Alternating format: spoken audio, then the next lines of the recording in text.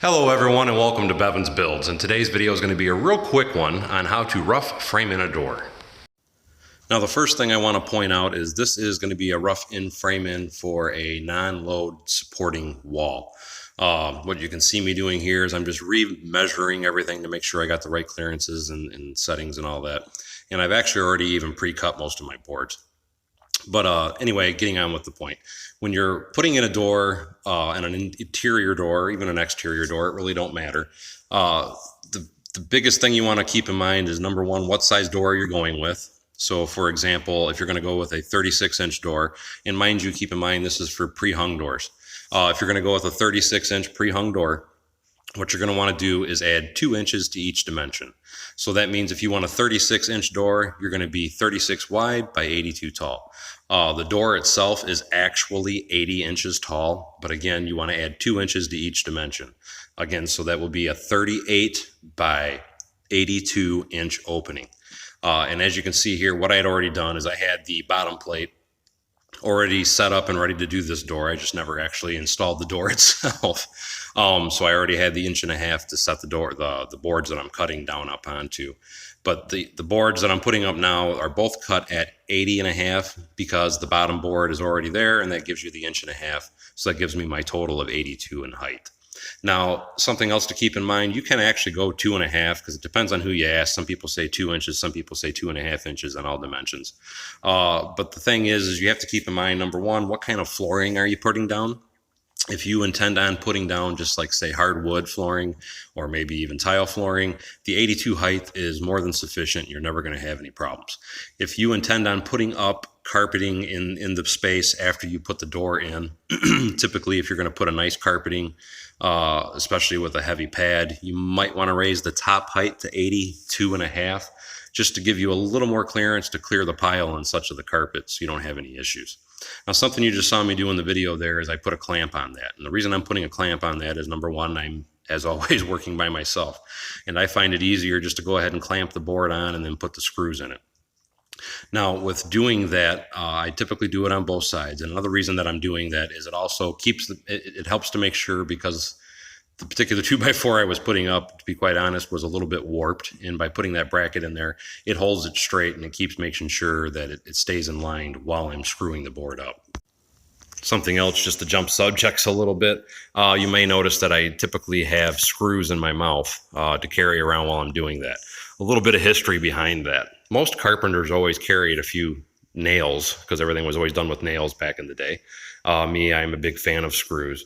But one of the biggest reasons that I was told anyway, that people used to keep the nails in their mouth, and you always put not the head end, but you put the point end in your mouth.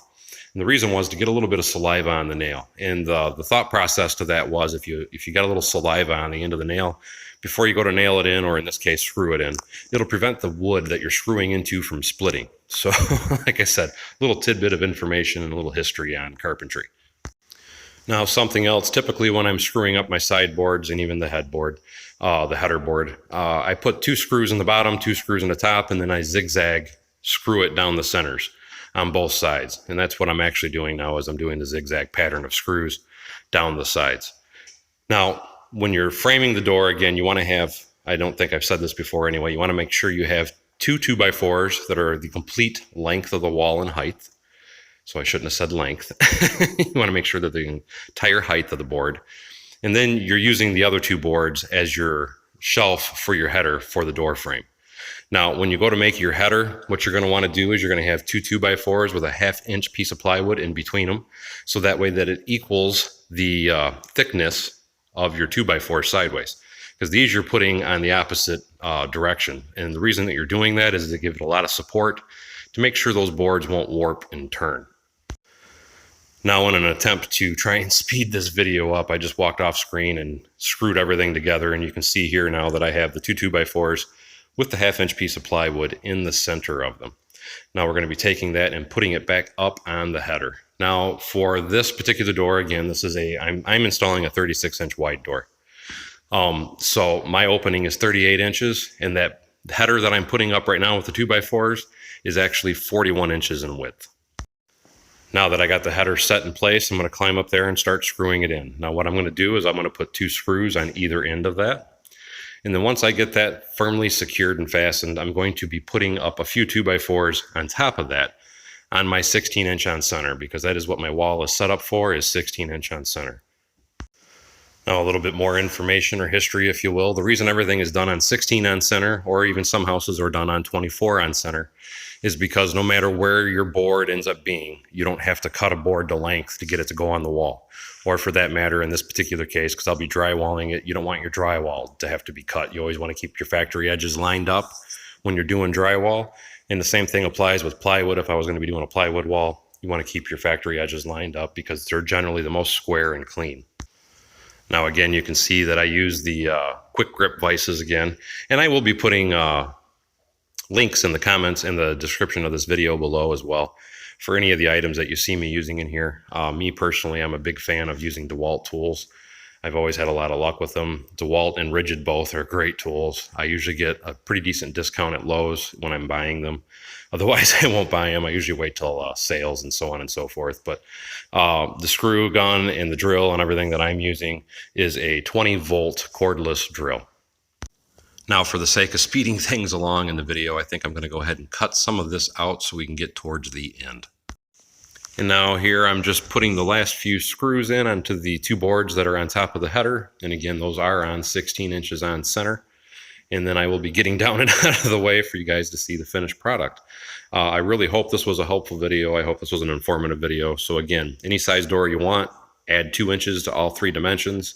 The height of every door is always 80 inches, so your top height is always going to be 82 or 82.5, depending on the type of carpeting you're going to be put down. And on the width, if you're going to do a 32-inch door, you're going to want 34 wide. If you're going to do a 34, you're going to want 36 wide. And if you're going to do a 36-inch door, you're going to want a 38-inch wide opening. So again, one quick look, there is the finished opening, and I just want to show you what I was talking about with the zigzag. Like I said, I put 2 screws on the end and then I zigzag it down the middle. Same thing within here. You can't see the ones on top, but I put it a zigzag all the way down that board, and then I put the 2 on the bottom. I hope you found this particular video helpful for your projects at home. And again, I want to point out that this is a non-load bearing wall framing technique. If you were going to be doing a load bearing wall, you would want to use like a 2x8 or a 2x12, depending on the load you're going to have above the door. But again, this is a non-load bearing setup here. So as always, thanks for coming to Bevins Builds. If you have any questions or comments, please feel free to comment below. I'm usually trying to get back with you as soon as I can. If you're into Lego, check out my other channel, Bevins Bricks.